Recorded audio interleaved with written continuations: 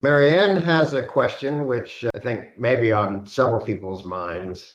So she's talking about Robert Edward Grant, the architect, and she summarized that this tool basically says it is only reflecting back to you what you already know.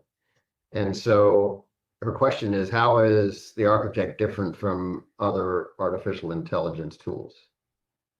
It is not different from artificial intelligence tools. The way Grant created it is he talked to ChatGPT and he uploaded all of his books so that ChatGPT knew all the terminology that he had introduced in his books. And then you can ask it all kinds of questions and it'll give you answers that are sort of in line with the message that he, Grant, put in his books.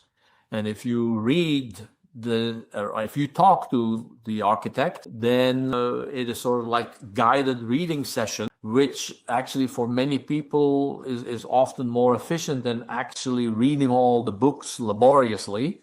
And it can guide you through several answers that are then composed of a piece from one book and a piece from another book, and that sound nicely together. And again, being a sycophant, that align more with the kind of things that you want to hear. And it figures out what you want to hear by the way you ask the question. And it sort of finds out, well, what is the most probable answer that would fit with the question that you're asking? And so it works just like an AI.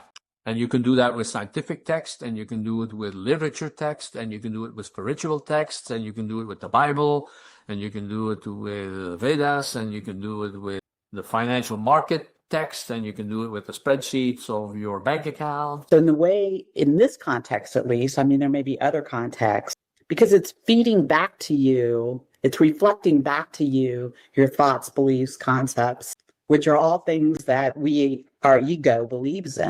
It is actually enhancing our stuckness, right? It's enhancing our inability to see ourselves as spiritual beings. In some ways, you can compare that behavior to a really charismatic guru. Like you go to that person and you completely surrender to that guru, and then you totally miss the point that the whole thing is to try and detach from all these things and see behind your own ego, but now you're totally idolizing that person, and it gets you completely entranced and obsessed with that thing, and now you're totally stuck, and you're further from any spiritual progress than ever before. So would you say it's like more of like it's more of our relationship with AI than it is AI itself? It's what our beliefs in AI, okay.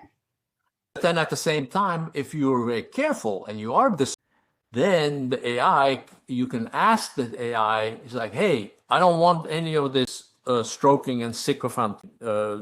Just be honest with me.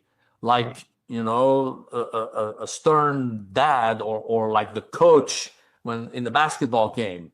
And then every time I do something that is not aligned, just call me out on it.